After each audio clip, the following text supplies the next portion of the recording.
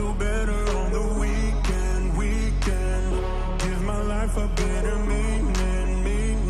Let me stay where I'm in phase. I feel better on the weekend.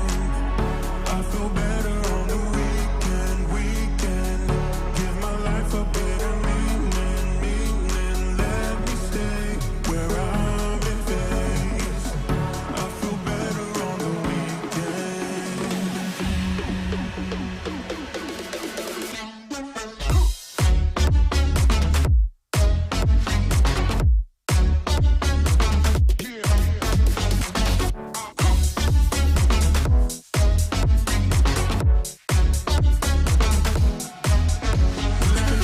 Lose control, get away.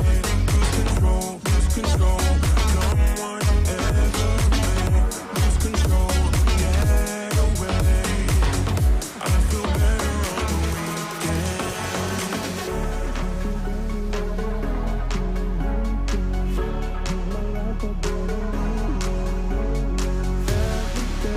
Where I'm in phase. I feel better on the weekend. I feel better on the weekend. Give my life a better meaning. Let me stay where I'm in phase. I feel better on the weekend. I feel better. I feel better. I feel better.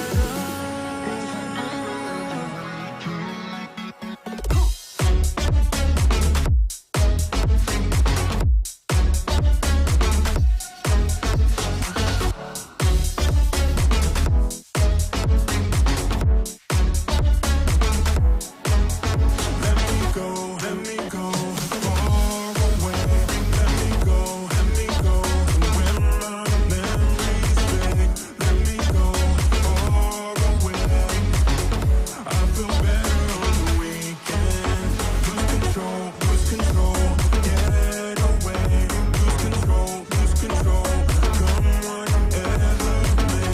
Lose control, get away. I feel better on the weekend. I went by your house, what a big mistake. But for a while I thought that I wouldn't break. I need something else to clear my head. Someone to tell me how to live instead. Just open your eyes and take my advice. Stop rolling the dice and just compromise. It's the chance of your life. Okay, try to be brave. You have so much to save. Take control of your own life. Right now, every mistake makes you feel like a fake. Take control of your own life.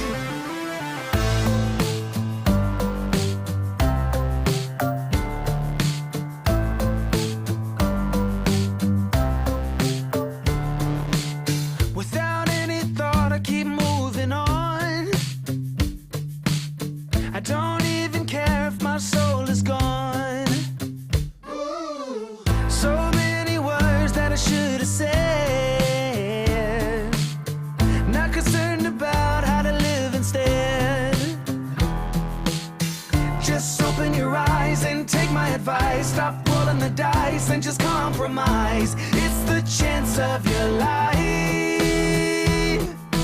Okay, try to be brave. You have so much to save. Take control of your own life. Right now, every mistake makes you feel like a fake. Take control of your own life. Nothing in life is good. Tied in with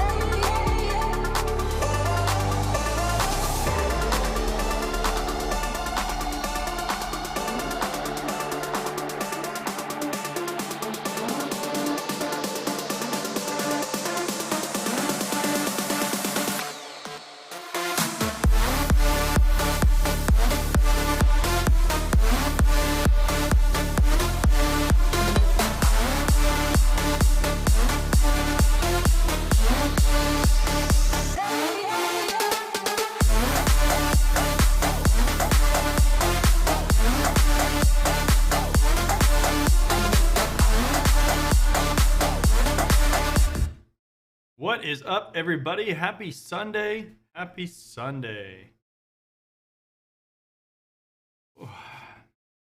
Last week was a long week. Long for you? See here.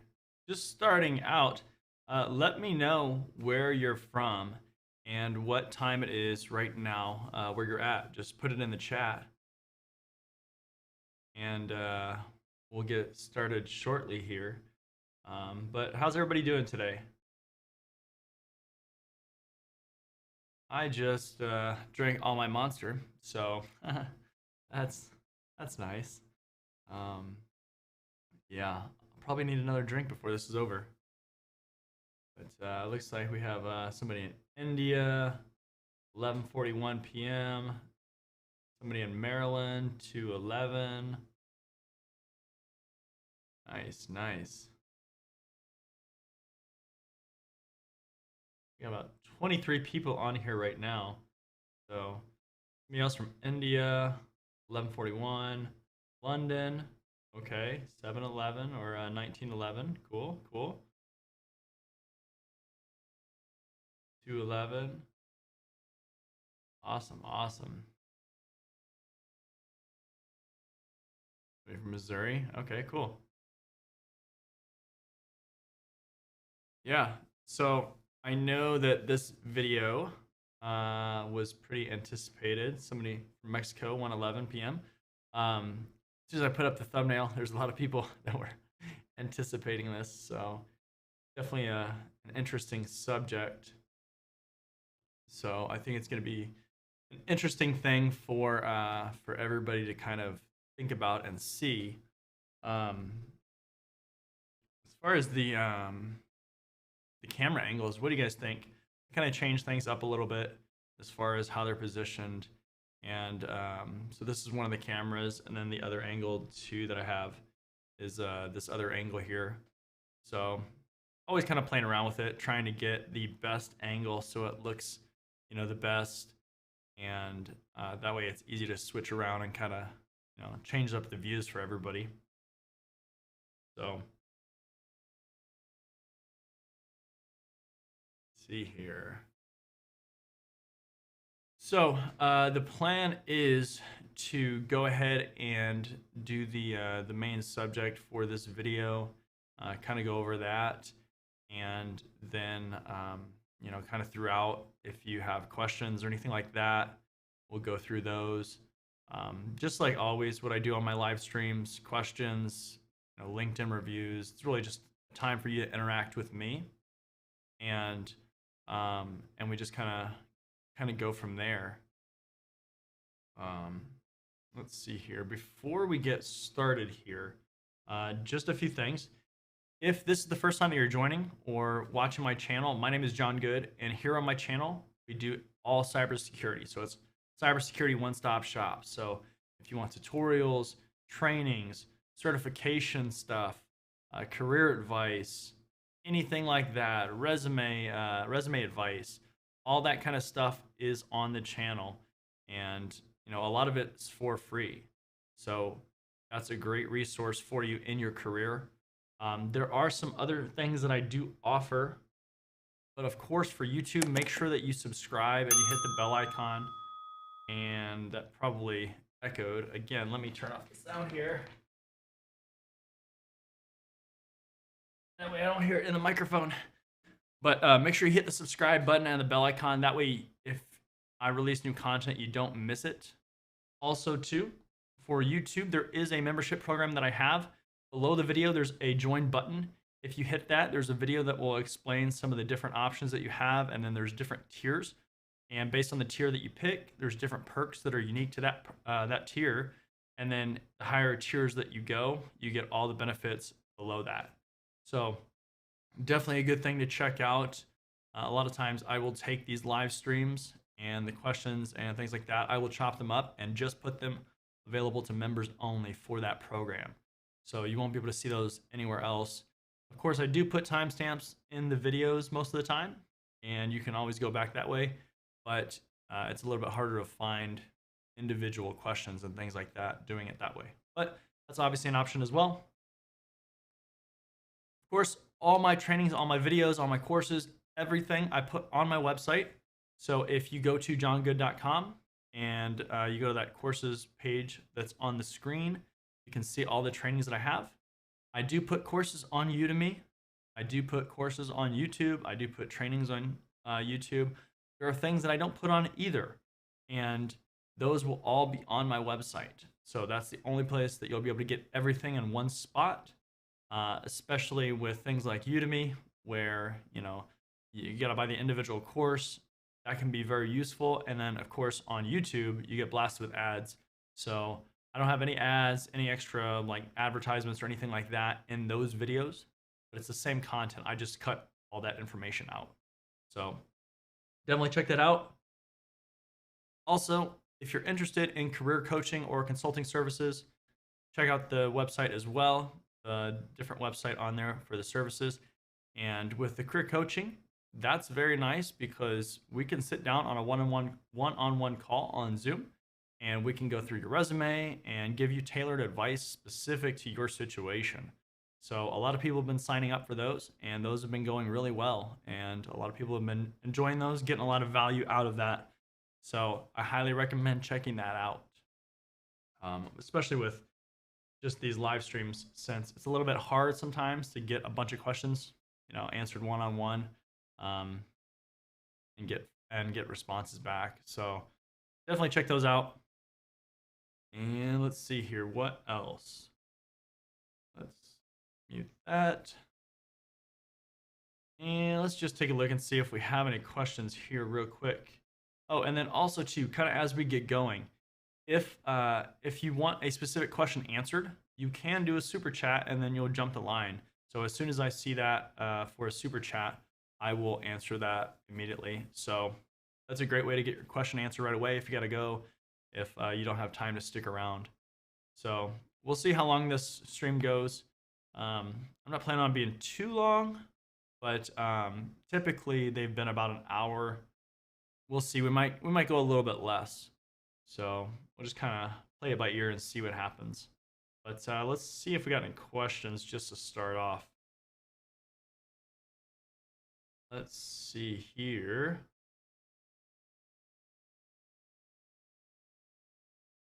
All right, looks like we don't have any questions in there yet. So we can go ahead and get started here. So let's see here. Let me kind of arrange my screen here so I can show you this.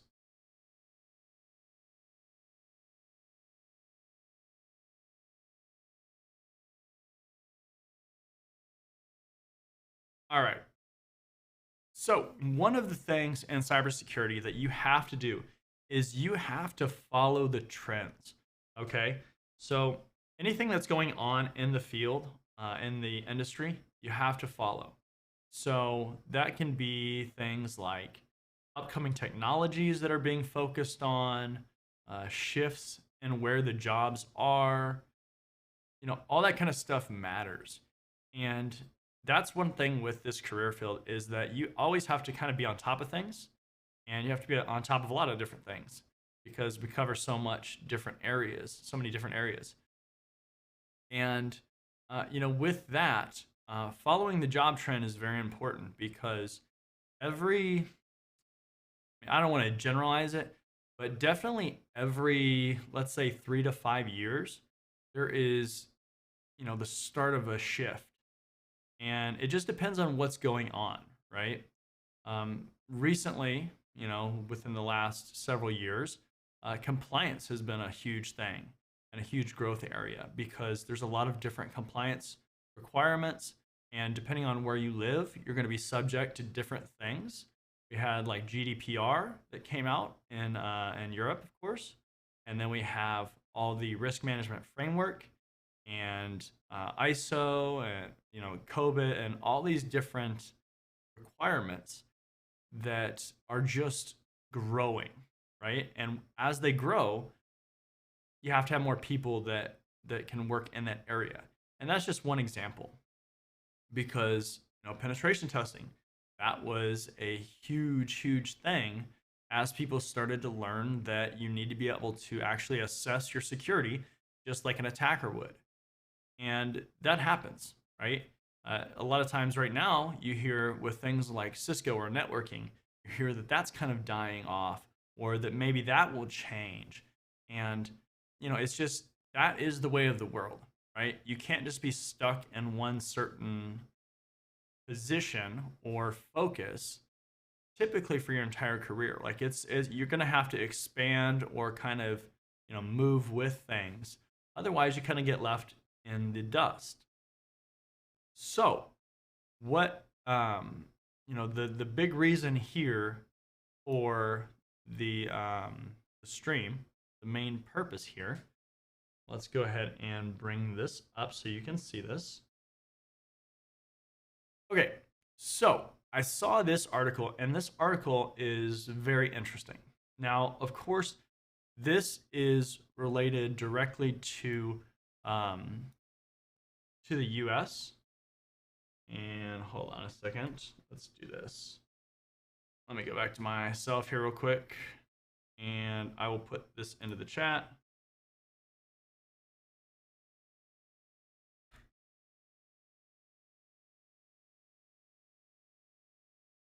Okay, there we go. It's a little weird when when you're live streaming.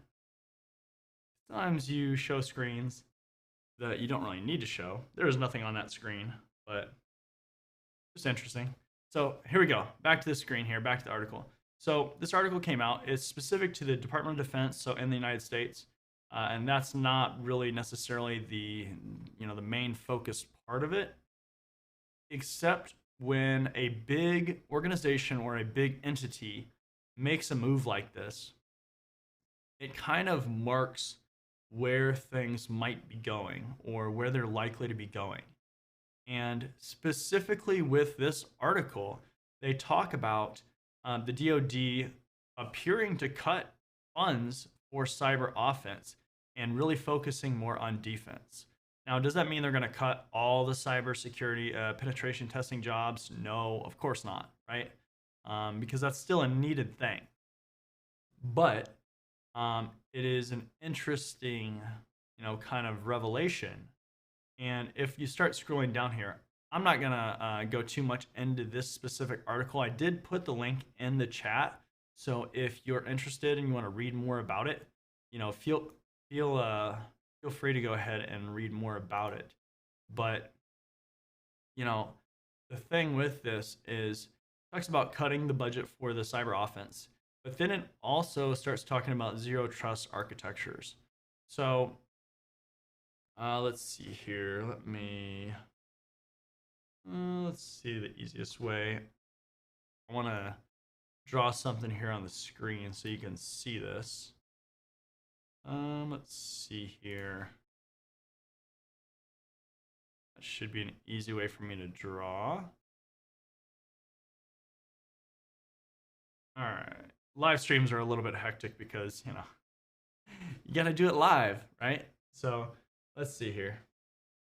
Let me bring up my pen tool and go back here. I don't know where my pen tool went. Let's see here. There we go. And there we go. Okay. I have this new drawing pad, so hopefully works.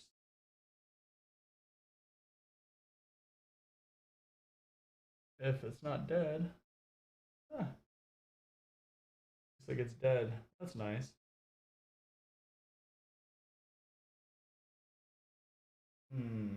Hold on one second.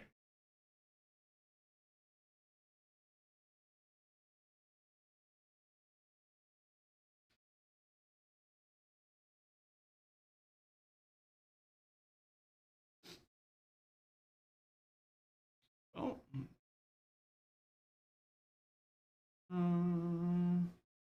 Can't tell. Is it on? All right. That's obviously not going to work. Sweet. All right. Well, I have this new drawing pad, but apparently that's not going to work. So Well, that's unfortunate. The joys of doing things live. So I got this new drawing pad here, and it should work, but for some reason it just doesn't want to. Oh, that's frustrating.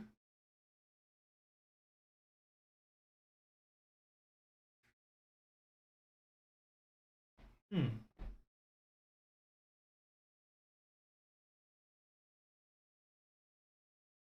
Well, I guess maybe that died or something. Huh. Beautiful. All right. So, anyways, basically, what happens with zero trust is that think about your normal network, right? Basically, what it boils down to is traditionally you would really focus on your external protections. So things like your firewalls and keeping people out of the network. Okay. And what happens with zero trust is that instead of everything internally in your internal network, instead of just trusting that those devices are legitimate, you're assuming that somebody is already inside the network. Okay. So, with that being said, then instead of just having your boundary protections, you're really worried about the inside and verifying and validating everything that's trying to occur inside as well. And that's the huge thing with zero trust. But there is a huge shift in cybersecurity to kind of go to that method because it's a lot more secure. It's a lot more restrictive because you're doing additional checks. You're not just trusting everything, and you're basically trying to keep what you do trust very small, right? Without extra checks. You're trying to keep that surface area very small. And so the fact that this article, is talking about this, um, it's very defense centric as far as where this is saying everything is going. And don't necessarily think that every company is going to go this route necessarily, or this extreme, but it's an interesting thing to look at. Let me pull all my screens back up here that I'm going to need. It's an interesting thing to look at because when you see things like that, that should kind of set off alarm bells to where things probably are going. Uh, Again, you have to follow these trends as they come up, as new big things come up, new frameworks, new white papers, all this stuff, um, and just at least be aware of it because you want to in your career you want to have a plan, right? Like a 3-year plan, a 5-year plan, these longer term plans, but you want to be flexible and be able to adjust as time goes because just for instance, let's say like 10 years ago, right, when Cisco and networking, that was the thing, right? A lot of people wanted to get into that area, and people go buy these big racks and just spend a lot of time and really just sell out into that environment, into that ecosystem. And back then, if you just focused on Cisco, you did not learn anything else, you didn't learn cloud or anything like that, you would slowly start to lose ground uh, when we got to today, right? Because cloud is huge today and it's just getting bigger and bigger and bigger. And networking itself is changing, right? Going to software defined networking and much more of this automation style. And you have to be willing to be flexible. Now, if you're going to retire in 5 years, I mean, you can do what you want. It's probably not going to affect you either way. But it's something that you have to keep in mind, and you have to at least sort of develop some of those skills, right? I'm not saying go out and ditch learning penetration testing or hacking or anything like that because you still kind of need to know some of that stuff. It's useful. Um, but in an area of cybersecurity where the amount of jobs is already very, very small, you have to, you have to take that into consideration because it's getting smaller. Just how it is. Not everybody is going to be a penetration tester, regardless of which certifications you get.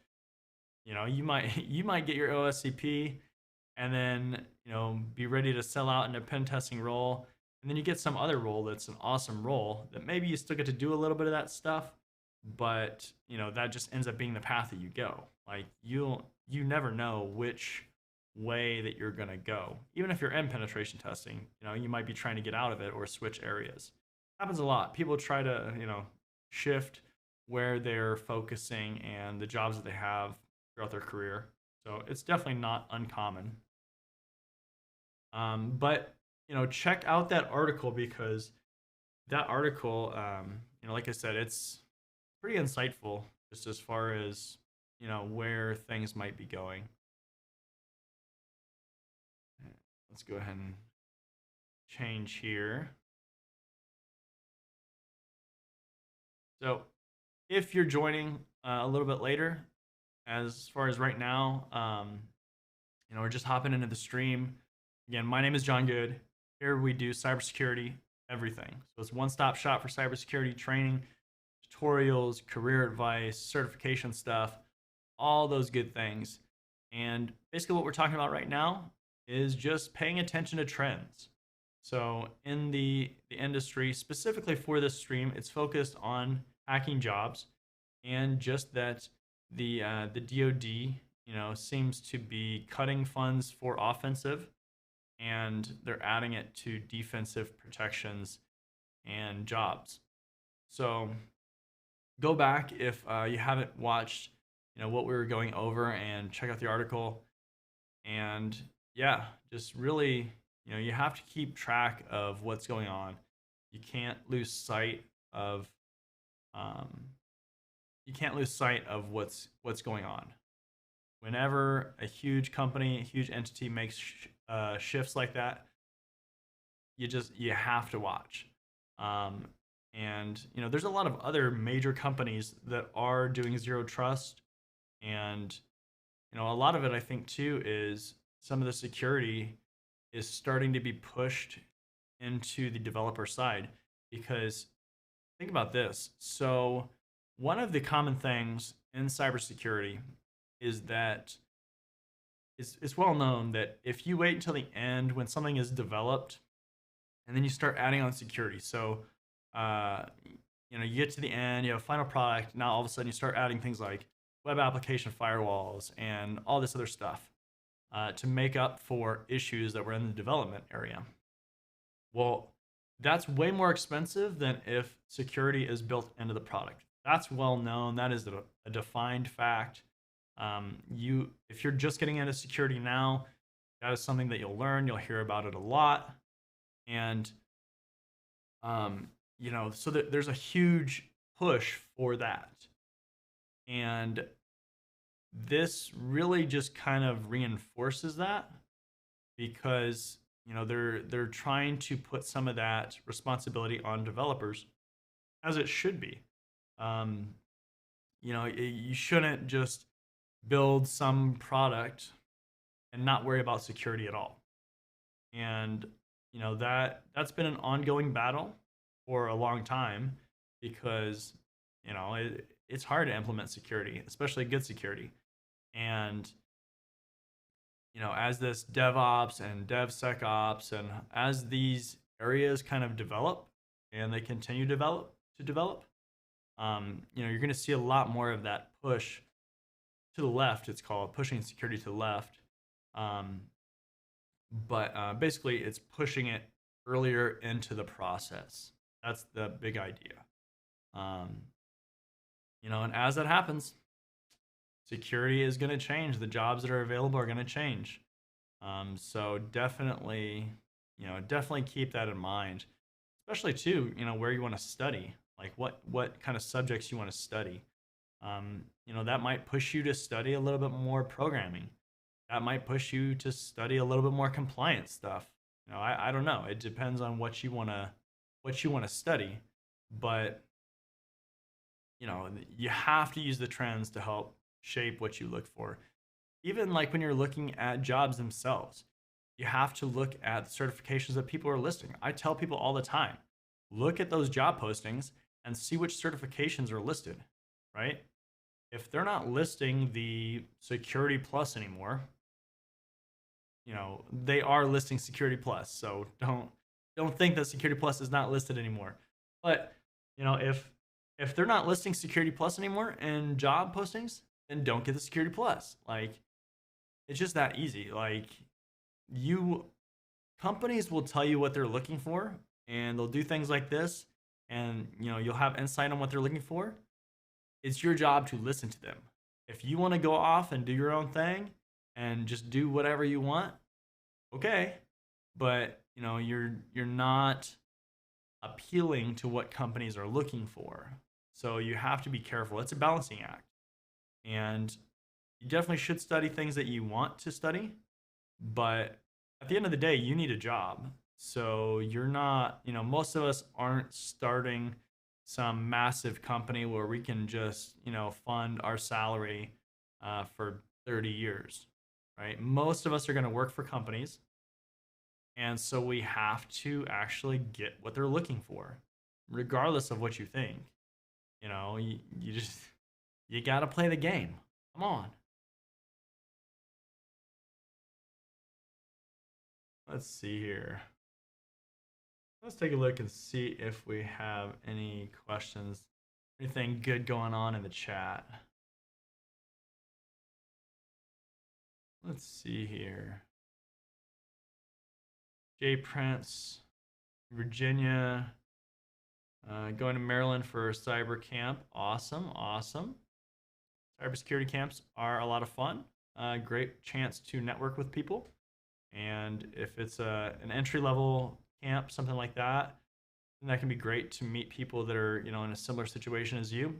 Also the instructors, because they're going to be working in the field most likely. Typically, most instructors are working other jobs, like actually in the field. So there's not a lot of full-time, like just pure instructors that do camps like that. But yeah, that's great. Let's see here. Throw this one up here. All right. Can I start my pen testing journey by getting the EJPT? Yes, you can. So the EJPT, it's from eLearn Security. Training is from INE. If you're not familiar with it, check out my review that I did on the EJPT. Awesome certification. I got it last year. Hadn't got any eLearn Security certifications and decided to give it a shot. Really enjoyed it. So with pen testing, I would ask, what's your background already?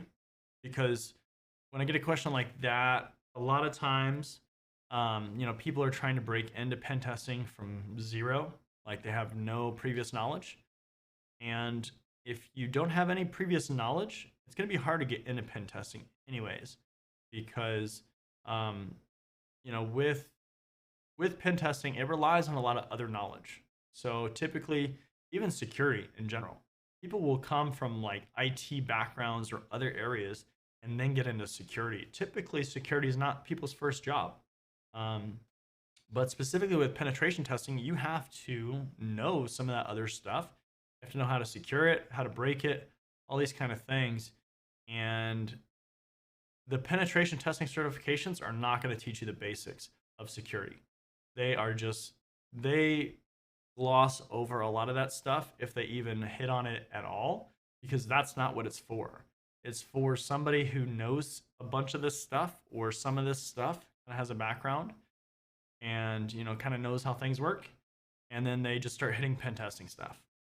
And so I caution you, if you haven't got some underlying knowledge, something like a Security Plus, check out my ebook where I give a roadmap and of certifications and skills. The link is down in the description at my Getting Started page. But check that out because you need to build some of those foundational skills if you haven't already. It will make you a better pen tester. Plus, two, if you don't have any of that stuff, and then you somehow get an interview after you get a certification, it's not going to go well probably, honestly, because you're not going to have that basic knowledge.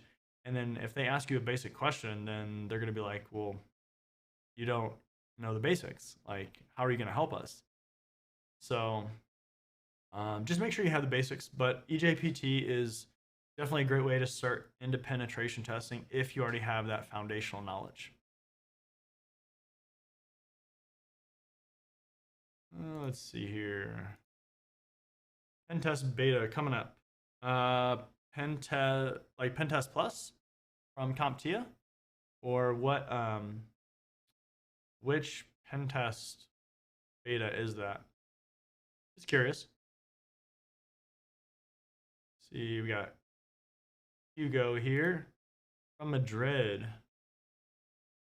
Absolutely, absolutely welcome. Glad to have you.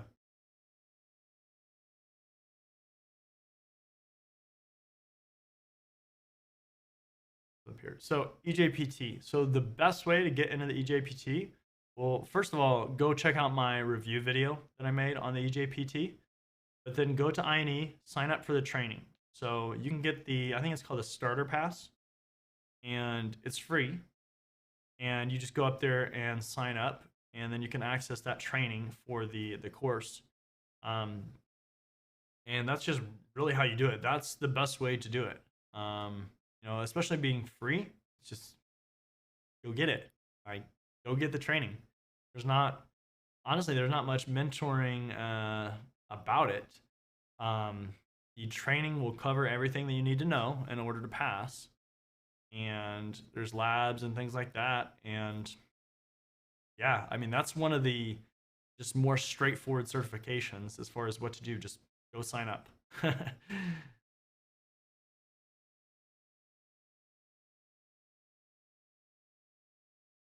right, let's do this up here.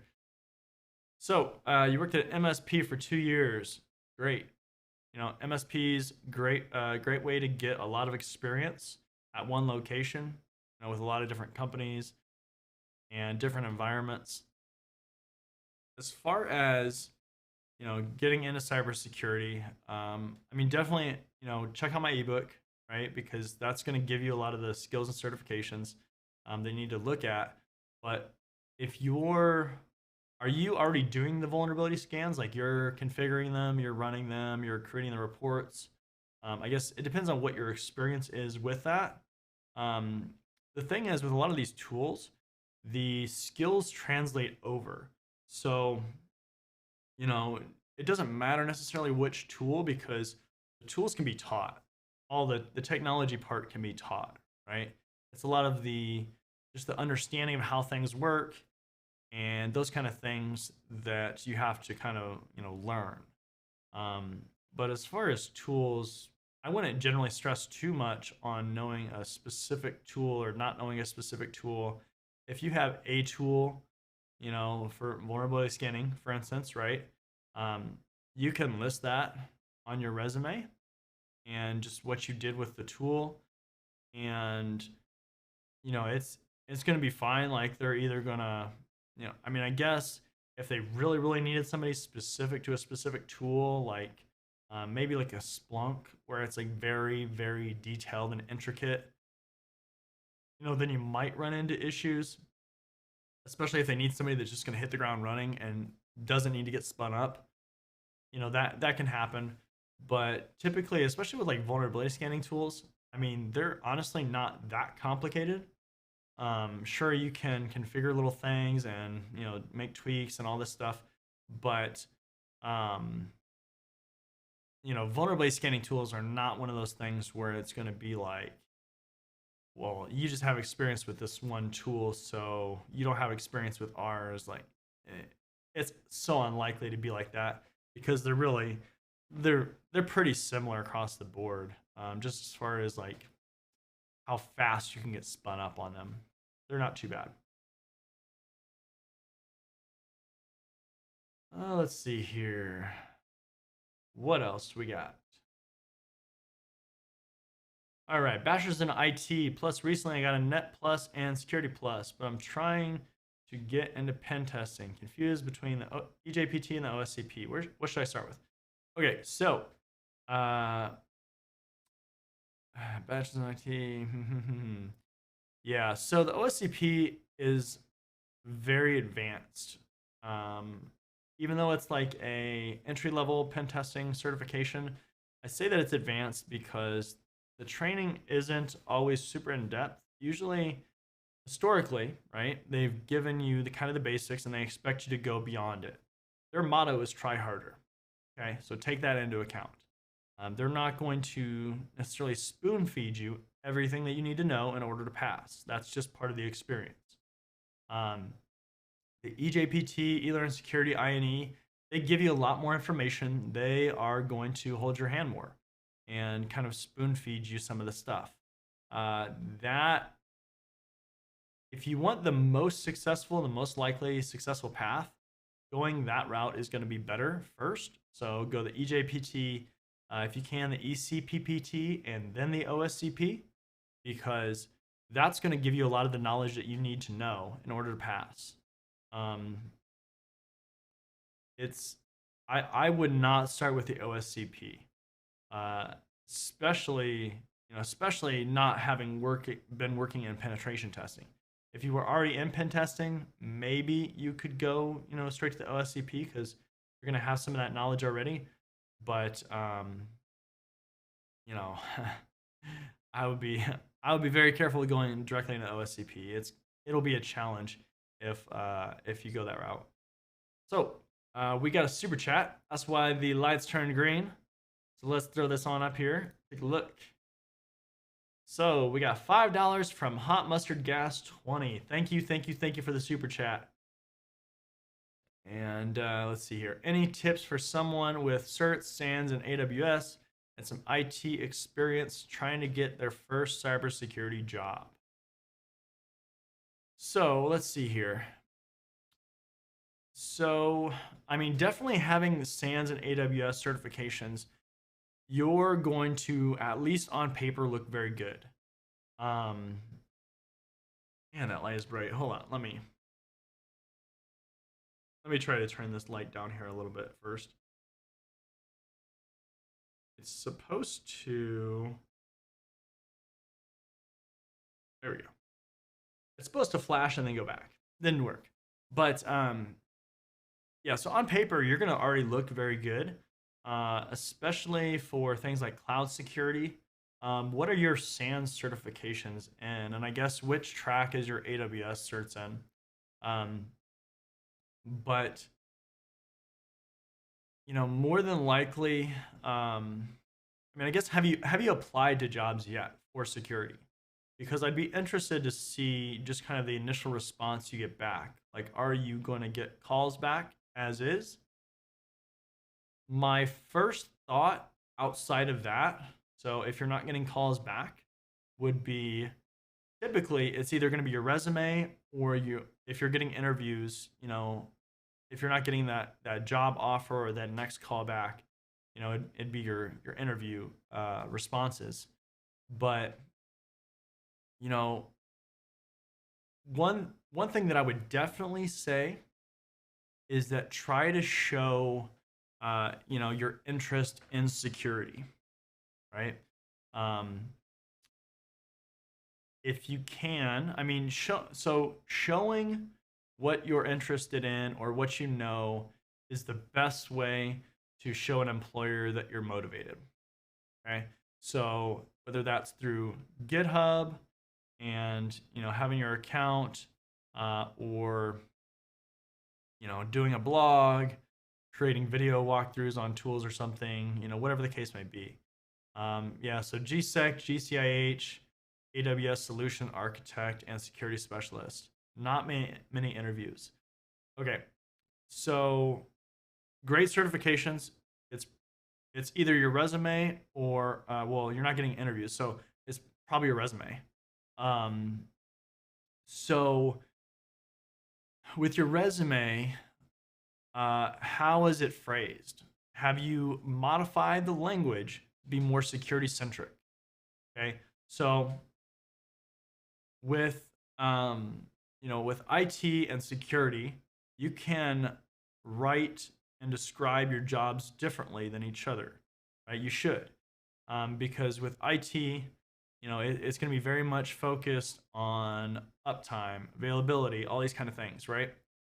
With security, we want to know like what the security aspects of your job were. So, were you configuring security in AWS? Um, how were you interacting with security? Um, you know, um, as you start to get interviews, one thing that I would definitely say is that be familiar with what's going on in the industry as far as security. So if you can look at different compliance requirements or different articles like the one that we talked about today, all these kind of things, be aware of that stuff. Um, and that's going to help you as far as, just showing your interest. Um, let's see. I mean, definitely, you know, it's really one of those things again where the more that you can show your interest, the better. Okay. I tell people all the time that start a GitHub account, start a blog, whatever. Not a lot of people do it, and it will make you stand out if you do it. Like I'm telling you, it's gonna make you stand out if you do it. Um, and yeah, I mean, just see if that stuff works. Um, it should definitely help you, but you're gonna have to try and see how things work, um, but kind of evolve it from there. I think you'll get a better idea as you start doing that stuff. Um, and then don't forget about the interviews, because as you start doing that stuff, you're gonna start getting interviews. And really, the first security job is the hardest one to get. But as you start getting those interviews, you're going to want to be able to answer the questions. You're not going to want to, you know, get stumped if you can avoid it. Um, but they probably are going to ask you, some basic security questions to try to get a grasp on where you're at from a security standpoint. Um, but I mean, as far as certifications, you already have, good certifications that really, I mean, they're not holding you back. They're good to have. Um, and kind of decide too, like what kind of jobs you want to go for in security. Do you want to go for cloud security? I mean, you're already getting cloud certification, so maybe you do want to go cloud security. Um, think about throwing a programming language in there, something like Python. That'd be very good. And if you can show how you can automate things or something like that, that would be great too. So a lot of different ideas for you. A lot of different ways that you can go for sure. So hopefully that helps. Let's see here.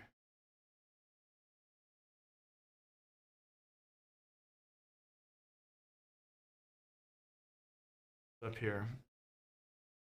So any questions you have, you can hit me up on any social media. I'll respond as I can.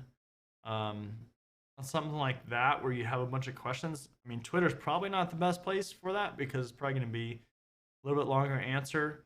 Um, but first thing that I'll tell you right off the bat that I always tell people when they, say they have a question is, have you checked out my getting started page? Have you checked out my ebook? Those are resources, they're free. And, I've put a lot of work into those because I get a lot of the same questions a lot of the time, right? So it's not an attempt to get out of answering those questions. It's just a more efficient way for me to answer those questions because, a lot of people go through a very similar path to where those answers and those resources answer a lot of the questions. Um, so I'm telling you right now, the first thing that I'm going to say is have you looked at that stuff? Because more than likely, that's going to answer a lot of your initial questions. But yeah, if you have questions, feel free to reach out on any social media, anything like that. And as as I am capable, as I have the bandwidth to, I will answer your questions for sure.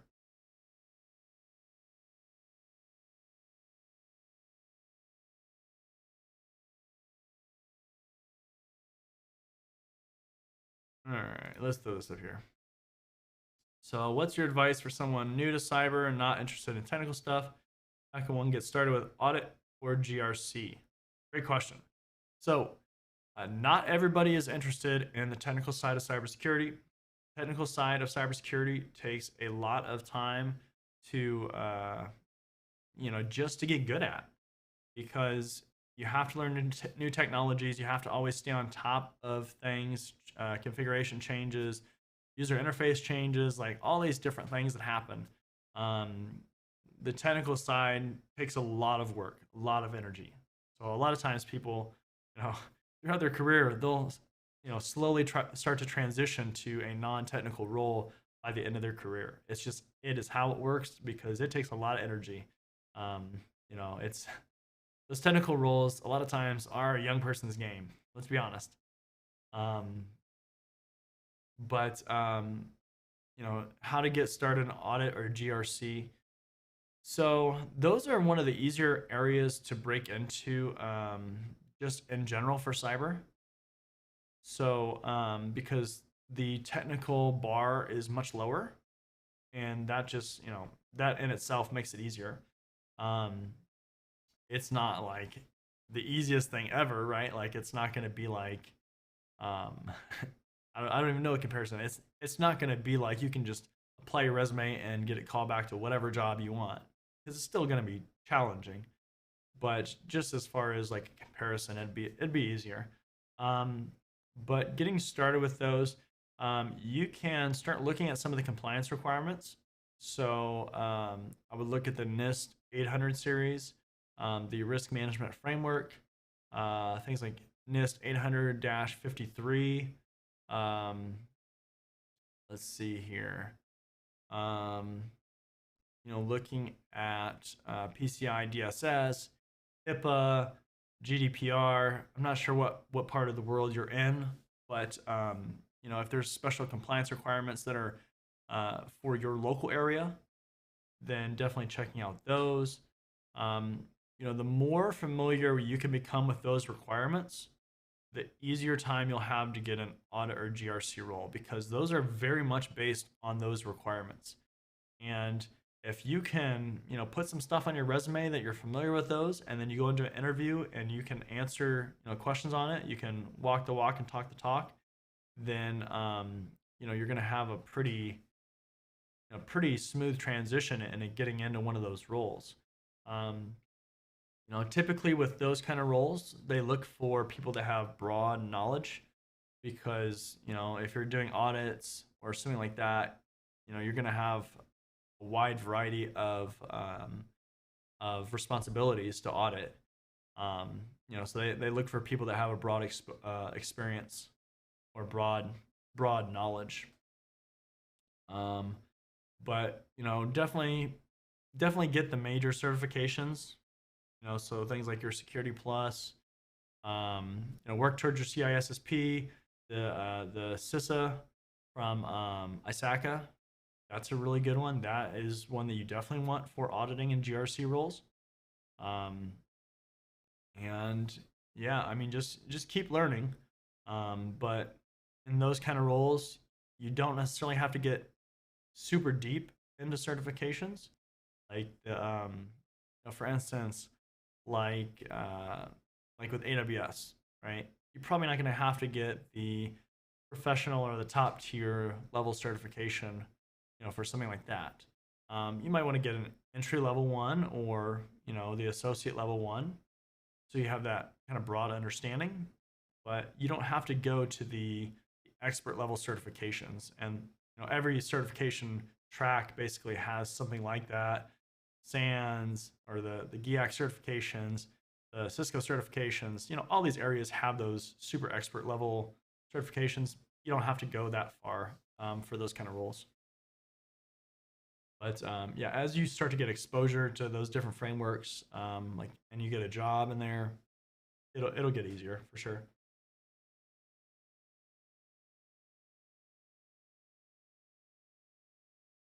see here. All right. I want to set up stuff like DCs, firewalls, elk, and home lab environment. Yes. So,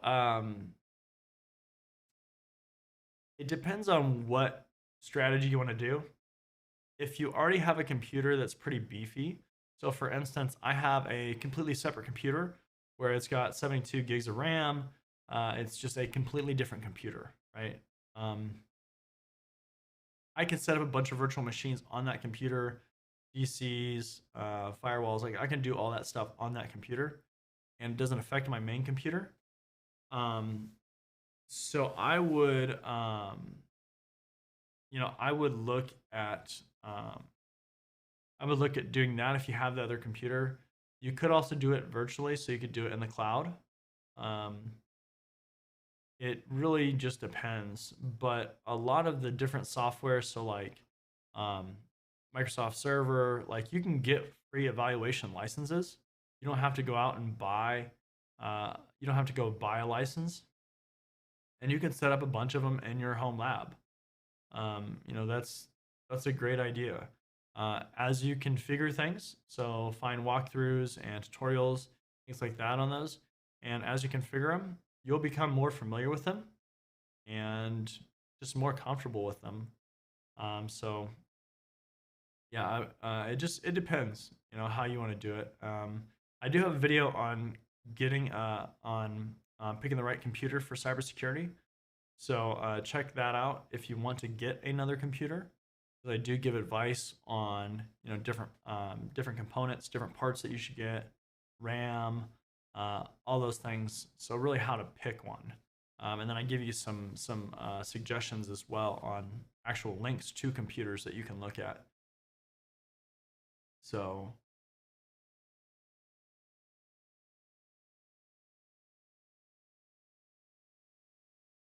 Hugo, if you go to the getting started page and you go to the website, you throw in your email address, it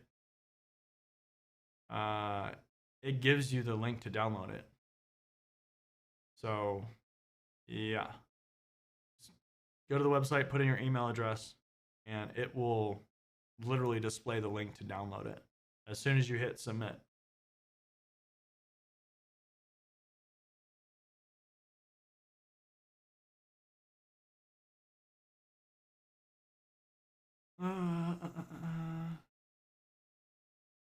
Yep, no problem. Yeah, I mean that's the thing. You have to be willing to think outside the box. The more you think outside the box, the better opportunities you'll have.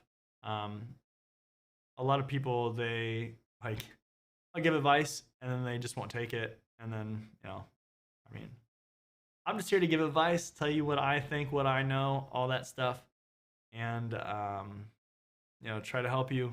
But if you can think outside the box, it sets you apart from your peers, and that's the key.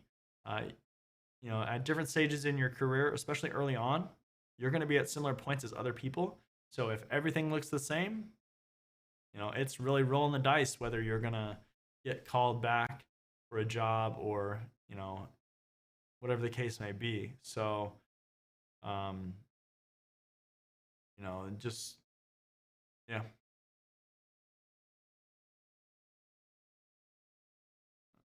Yep, absolutely. No problem.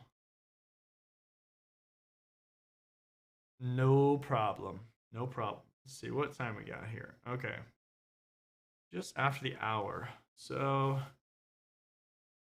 let's see here. Let's see something on here. So does anybody have any big plans for the rest of the day? I know some people are. It's nighttime, so they're probably getting ready to go to bed. But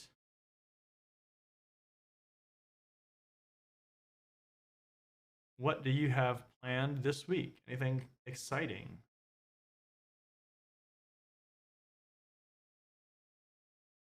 Here.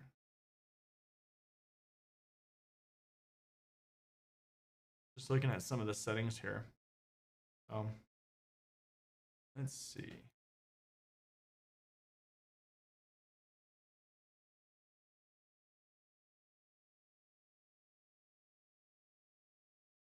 Missed the start. Why are hacking jobs being canceled? Ah, I don't know. I don't remember. if if you missed it, go back and watch. Uh, this stream will be up for replay. So if if you decide that you want to watch it again later or anything like that, you're not ready to go back, that's cool. It's going to be up on the channel. So, but yeah, just go back and watch. It's not gonna disappear on the channel. I promise. Right now, I have all these live streams set to they will publish and stay up after I'm done. Will that change in the future? I don't know. Maybe. There's definitely changes that are coming. So, again, if you haven't already, hit subscribe, hit the bell icon so you don't miss future content. Make sure that you do all that so that you can see the videos as they come out. Also, too, hit the join button down below the video, and you can see the membership program for YouTube. There's a lot of different benefits to being a member on YouTube, and if you hit that button, you'll be able to see what they are. There's different tiers, so depending on which level you want to sign up for, you'll get different perks. If you like my trainings and you want more, you want access to everything, go to my website, check it out. I put everything that I create on my website. So things that I have on Udemy, things that I have on YouTube, things that I have everywhere, things that I don't have anywhere else. They're all on my website. And if you go there, you can sign up and get access to it and enjoy that as well. Also, too, they don't have ads like YouTube videos have. So that's another benefit. Coaching consulting services. So if you want your resume reviewed, if you want to have just a one-on-one Q&A with me, hop on there. We sign up. We can do a one-on-one Zoom call, and we'll go through whatever you have. We can walk through your resume. I'll give you tips and tricks. In this kind of environment, it's a little bit challenging to give a lot of one-on-one questions and insight, especially with multiple questions and follow-ups. But that can be just a rapid-fire thing where we go through different scenarios, different situations, things you have going on, as well as consulting services. So if you have a business looking at cybersecurity stuff, you have questions, definitely hit me up on there as well. Let's see here.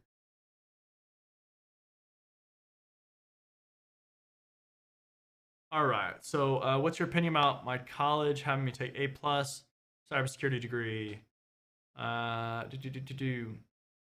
So A+ is great to get you a job at help desk. Okay.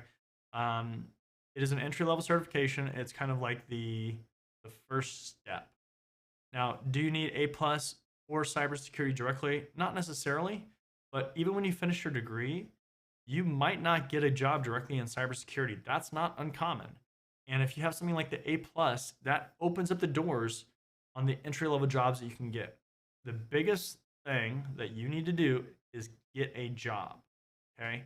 That first job is going to be the hardest, period. Once you start getting that entry-level job, that first job, and you start building up the experience, it gets easier. Getting your first security job can be a challenge as well, but it will not be as challenging as getting your first job. Okay. So I know why they're doing it, and frankly, it's fine, especially if you're in a degree program. It makes sense. It makes sense as far as on the path to getting to where you need to be. If you're in a degree program, don't necessarily jump the gun, because you have a lot of time. And if you go and get some advanced level certification right now, let's say you're a freshman or a sophomore, you get one this year, and then you're not going to graduate for a few years, and you don't work for a few years, that certification becomes useless. Like it doesn't, like, you're not going to be familiar with that knowledge in a few years if you don't keep up with it. So just kind of follow the path, and go from there. If you want to check out a roadmap of certifications and skills that I have, that I provided, check out my Getting Started page. The link is in the description of this video, and you'll see some of the other certifications, and you can kind of put them side by side and kind of align them. Um, but yeah, I mean, there's nothing wrong with getting the A plus, especially if you're in a degree program. It'll be fine. It will help you in some fashion, and even if you end up getting a security job right out of school, even better, right? Like it doesn't hurt you. So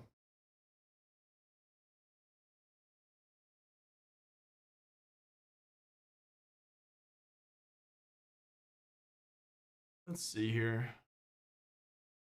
Most valuable certification on the blue side really depends. Depends on what you're doing. Um, the biggest bang for the buck certification is the CISSP. Like it, I don't really want to go down that the route of getting super in depth on that debate, but the biggest bang for your buck certification is the CISSP. Um, it it just is like that. Companies value it, and they put it in job postings, and it just is. So, but there's a lot of other certifications depending on what area you're in that are valuable. SANS certifications or GIAC certifications with the SANS training. Blue team level 1. That's an up and coming certification that is gaining a lot of traction. Let's see here, Security Plus. The cloud certifications, things like AWS, are gaining a lot of traction, of course, for obvious reasons. There are just so many that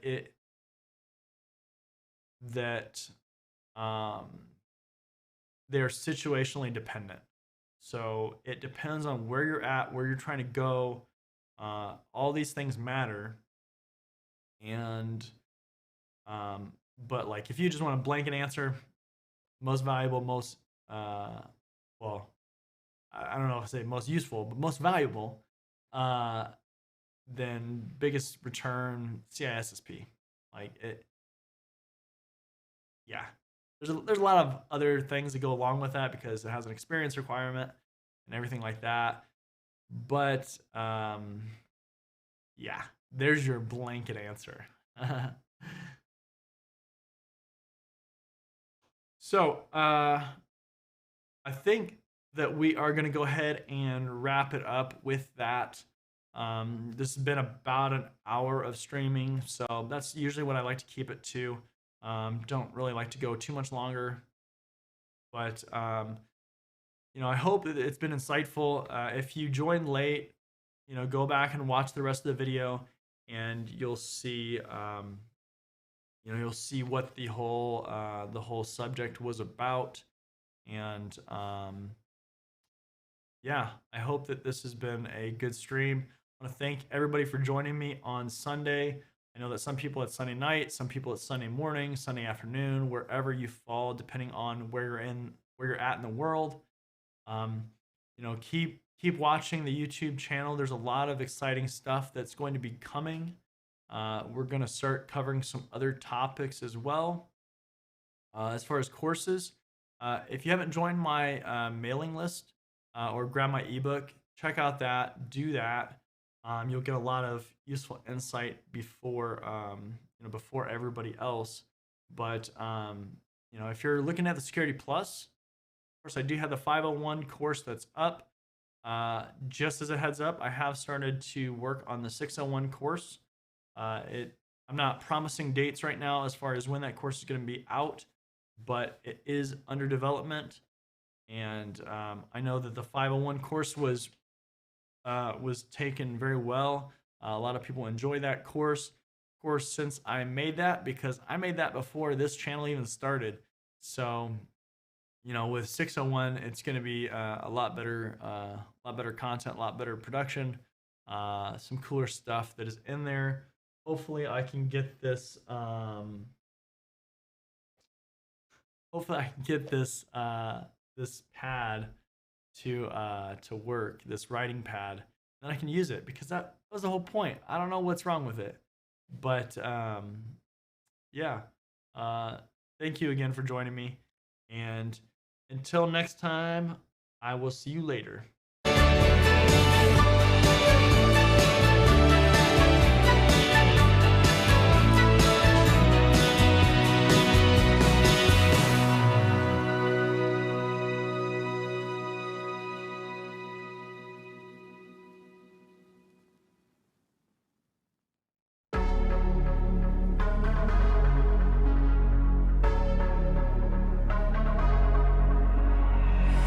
I feel better on the weekend. Give my life a better meaning.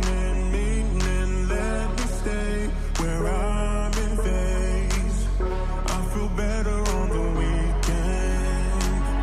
I feel better on the weekend.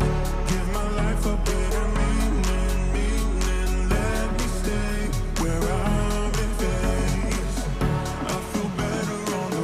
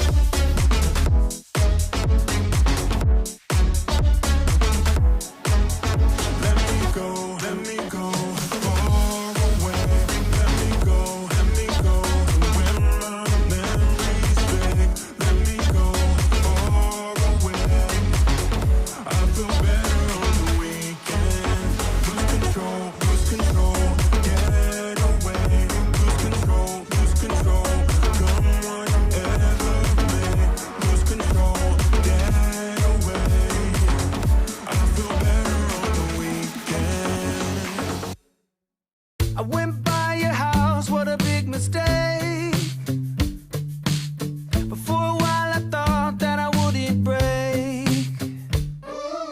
I need something else to clear my head. Someone to tell me how to live instead. Just open your eyes and take my advice. Stop rolling the dice and just compromise. It's the chance of your life.